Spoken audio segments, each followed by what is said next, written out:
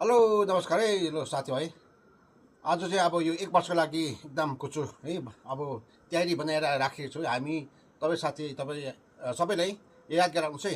यो पाइप है अब जस्तो मूल पानी जतै बाटोतिर जतै फालेको हुन्छ या यस्तो पाइप मिडियम साइजको यो पाइप नफाल्नुहोस् है। त्यसै राम्रो काम गर्दछ है।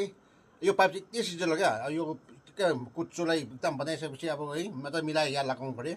या जब यहाँ लगाएपछि त्यहाँदेखि हामीले यो यो पछाडिबाट काटी फालेपछि हामीले के गर्नुपर्छ भने एउटा यस्तो छोटो यसो रुख काटेको तासिकन चाहिँ हामीले यहाँभित्र लगाइदिनु चाहिँ एकदम यस्तो ढुङ्गामा एकदम दिनु पऱ्यो है त। अनि एकदम टाइट पनि भइहाल्दो रहेछ यी आमामा हामी बुन्नु परेन है। हामी सेटको लागि त्यति राम्रो छ है। तपाईँहरू यो याद गराउनुहोस्। अब एक वर्ष लागि 2 वर्ष पनि थाम्छ हामीलाई।